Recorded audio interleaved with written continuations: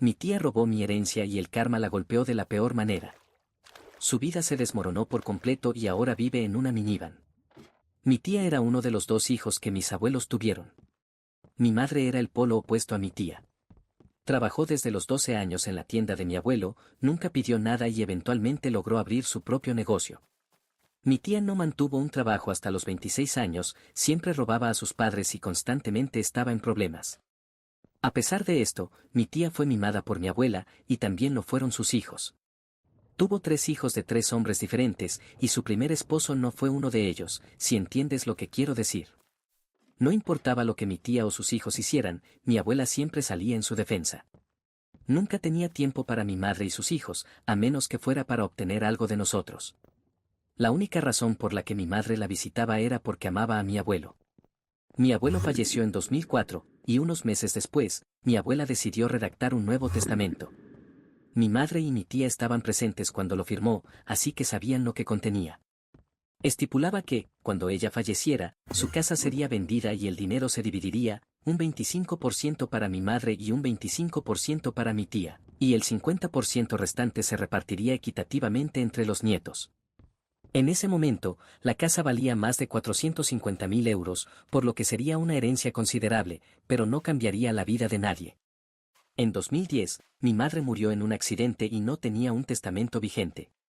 Como ya no tenía su negocio y estaba alquilando una casa, no tenía nada de mucho valor monetario. Lo único que le preocupaba era lo que se haría en su funeral en caso de que falleciera. Me había dicho todo lo que quería, la música, las flores, el color del ataúd e incluso cómo quería que se vistieran las personas en el funeral. Quería que las personas vistieran colores brillantes y cálidos. Así que, cuando falleció, mi tía y mi abuela se encargaron de todos los arreglos y trataron de deshacer todo lo que les dije.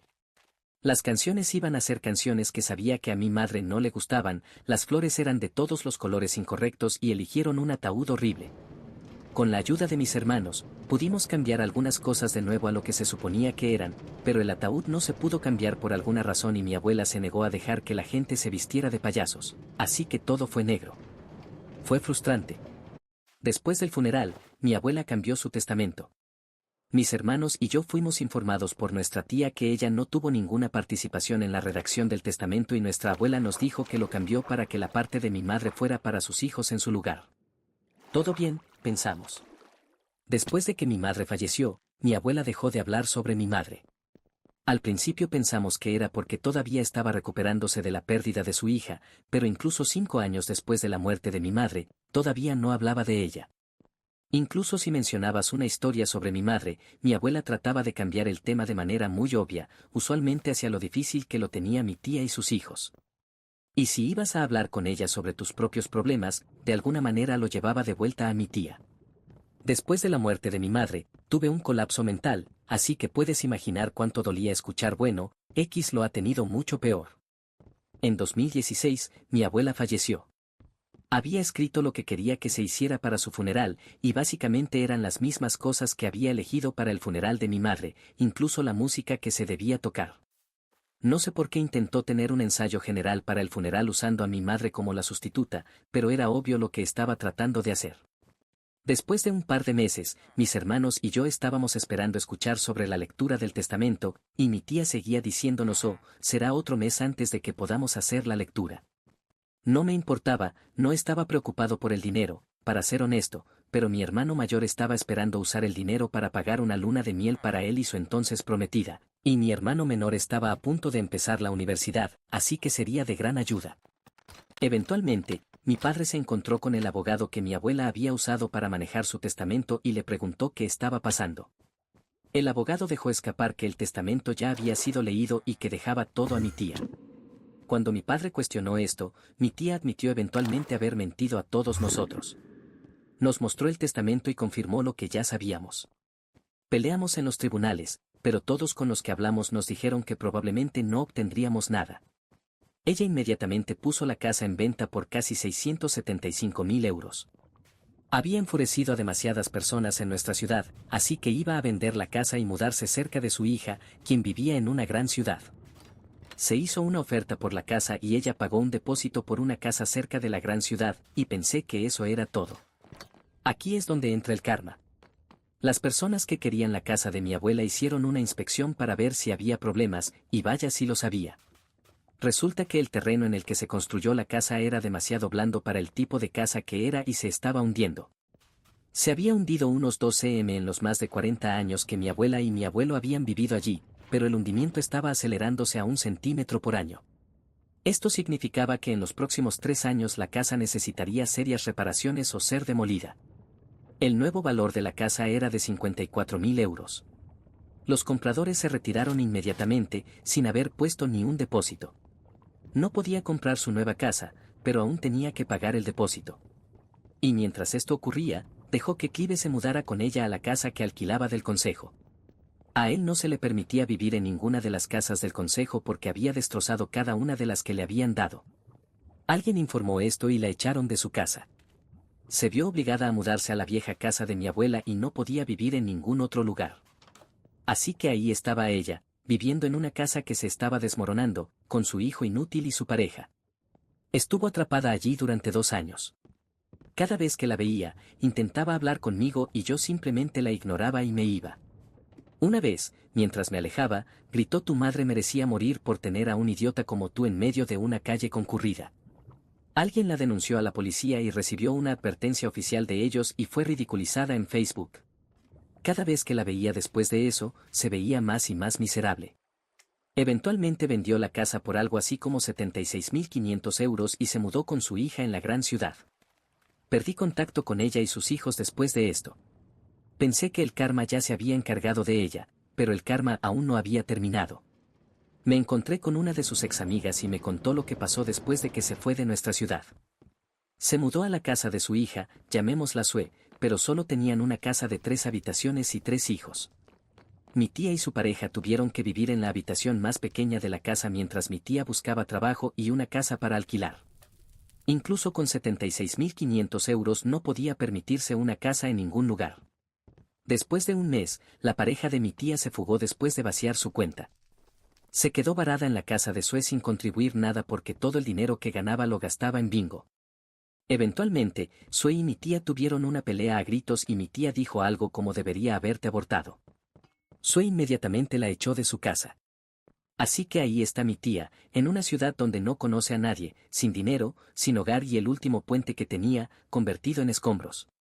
La última vez que alguien supo de ella, estaba viviendo en una caravana en la parte más peligrosa de la ciudad y ya no podía trabajar porque sufría de artritis precoz y ya no podía mover las manos. Sé que no debería alegrarme de que algo así le pase a otra persona, pero me da algo de paz por lo que pasó. Actualización: hola a todos.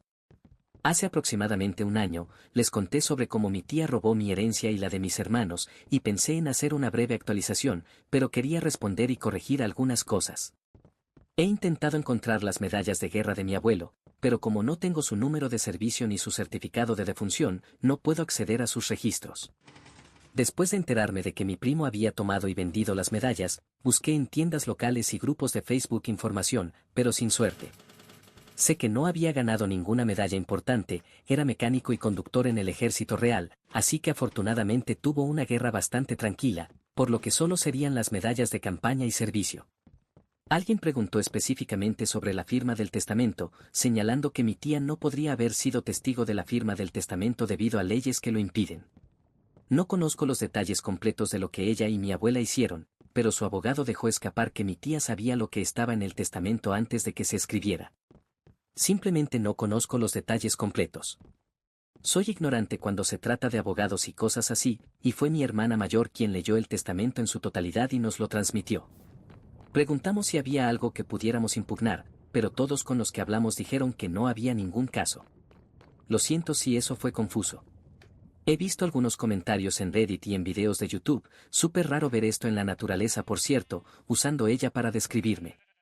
Bueno, supongo que es por eso que ahora la gente aquí da su edad y género al principio de estas historias, porque soy un hombre de 32 años, en caso de que se lo pregunten.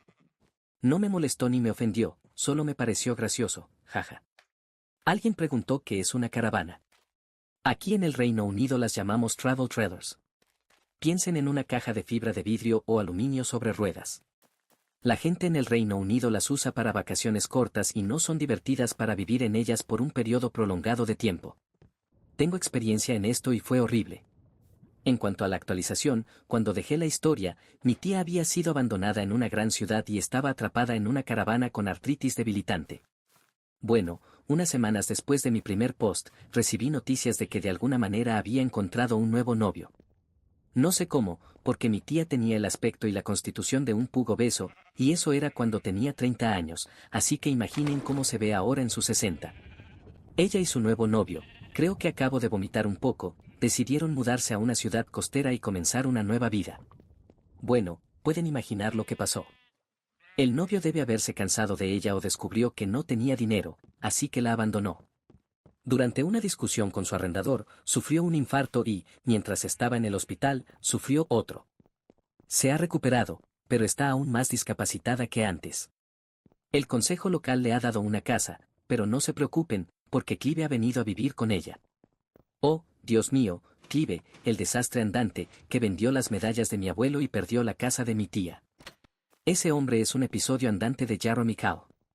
Nota del editor: para aquellos fuera del Reino Unido, Jeremy Kyle era un programa de televisión sensacionalista, similar a Jerry Springer en los Estados Unidos. Después de que mi tía dejó mi ciudad natal, las cosas comenzaron a mejorar para Clive. Alguien se apiadó de él, jaja, y parecía limpio y bien, a pesar de todo lo que había pasado. Me alegraba de que estuviera recuperando su vida. Bueno, resulta que no.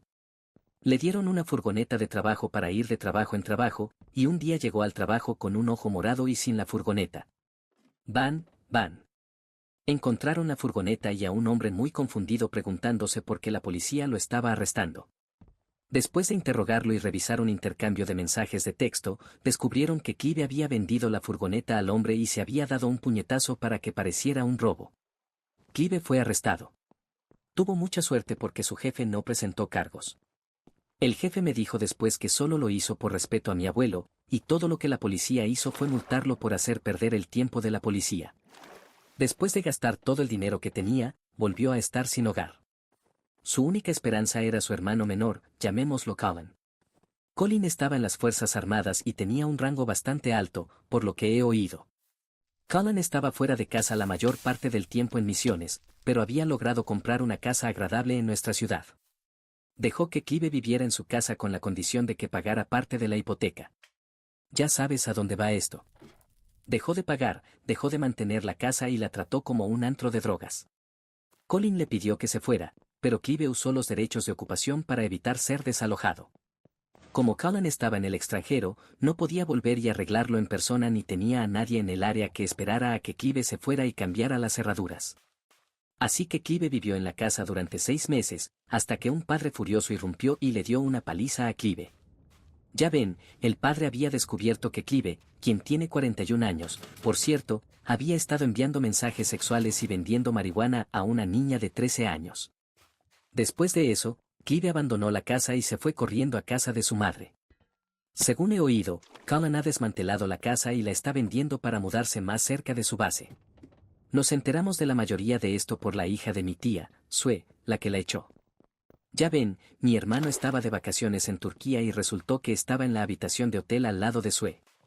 Ella se disculpó mucho con mi hermano y pensó que nos gustaría saber lo que había pasado.